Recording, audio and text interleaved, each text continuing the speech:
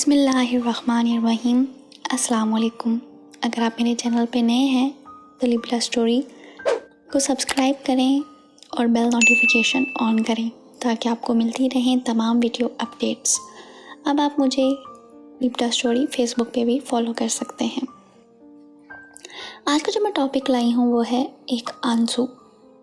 کتنی مرتبہ کہا ہے کہ وقت سے ہر چیز کر لیا کرو، نہ جانے سارا دن کیا کرتی رہتی ہو، بس آرام سے ہی فرصت نہیں ملتی تمہیں۔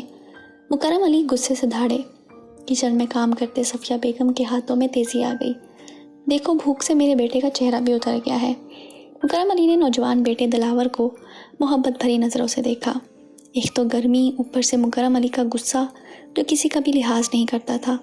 اسی جلد بازی کی وجہ سے صفیہ بیگم کے ہاتھوں سے چیزیں مسلسل گرنے لگی تھی۔ ادھر مکرم علی بیٹے کی دل جوئی میں لگے ہوئے تھے اور ایک آدھ بات بیوی کو بھی سنا دیتے۔ میں سوچ رہا ہوں اس مرتبہ فصل کی کٹائی پر تمہیں نئی گاڑی لے کر دوں گا، بالکل تمہاری پسند کی۔ آخر کو مکرم علی کے اکلوٹے بیٹے ہو، یہ سب کچھ تمہارا ہی تو ہے۔ مکرم علی محبت پاش نظروں سے بیٹے کو دیکھتے ہوئے بولا۔ جیسے آپ کا دل کرے، دلاور خوش ہو کر بولا۔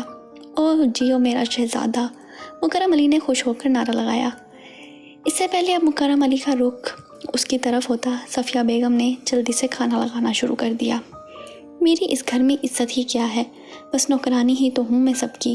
انہوں نے دکھ سے دل ہی دل میں سوچا، ایک ہی بیٹا تھا، سوچا ایسی تربیت کروں گی کہ باپ پر نہ جائے، پر مجال ہے کبھی باپ کے آگے ماں کے لیے ہمدردی کے چند لفظ ہی بول دے۔ آخر ایک معمولی ماں اسے دے ہی کیا سکتی تھی۔ جب باپ ایک اشارے پر پیسوں کا ڈھیر لگا دیتا ہو، وہاں ماں کی اہمیت نوکرانی سے زیادہ ہو ہی نہیں سکتی۔ انہی سوچوں میں گلتا کب گرم گرم سالن کا ڈونگا ہاتھ سے پھسلا کہ وہ سنبھل ہی نہ سکیں، اور آن کی آن میں مکرم علی کا سارا لباس سالن سے بھر گیا۔ وہ پھٹی پھٹی آنکھوں سے یہ سارا منظر دیکھ رہی تھی کہ چٹاخ کی زوردار آواز گونجی اور مکرم علی کے تھپڑ نے ان کا گال سرخ کر کے رکھ دیا۔ ایک لمحے کے لیے سناٹا سا چھا گیا۔ صفیہ بیگم نے ششدر ہو کر مکرم علی کی طرف دیکھا، جس کا چہرہ غصے اور نفرت سے بھرا ہوا تھا۔ اندھی ہو چکی ہو، دکھائی نہیں دیتا کچھ، پتہ نہیں دھیان کہاں رہتا ہے تمہارا، مکرم علی نے غصے سے بولا۔ دکھ کی ایک شدید لہر صفیہ بیگم کے سارے جسم میں سرایت کر گئی۔ ان کے اندر جیسے کچھ ٹوٹنے لگا تھا۔ ایک آنسو بے اختیار ان کی آنکھ سے بہہ نکلا، جسے مکرم علی سے چھپانے کے لیے انہوں نے اپنی رخ بیٹے کی طرف موڑ لیا۔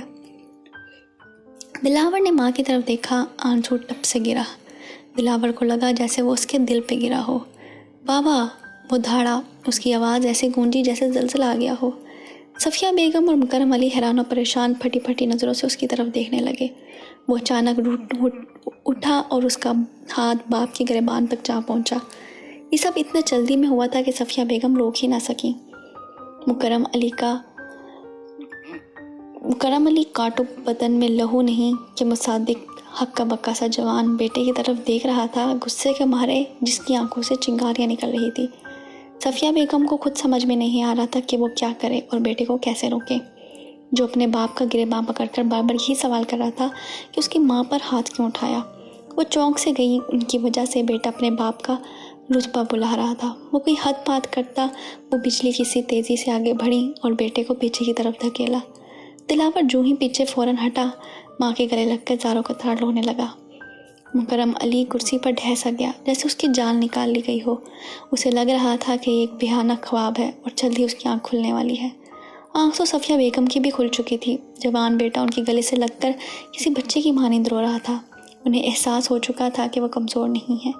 مکرم علی کی ساری دولت اور بیٹے کے لیے محبت ان کے فقط ایک آنسو کے آگے ٹھہر نہ سکی تھی۔ انہوں نے مکرم علی کی طرف دیکھا تو اس نے شکستہ خوردہ ہو کر نظریں جھکا لی۔ صفیہ بیگم کی نظریں بے ساختہ آسمان کی طرف اٹھ گئیں۔ میں کتنی ناشکری تھی، ہمیشہ خود کو کمزور سمجھا، لیکن میرا تو ایک آنسو اتنا قیمتی نکلا، انہوں نے شرمندگی سے سوچا۔ اگر آپ کو میری آج کی ویڈیو پسند آئی ہو تو اپنے پیاروں کے ساتھ لازمی شیئر کریں۔ شکریہ۔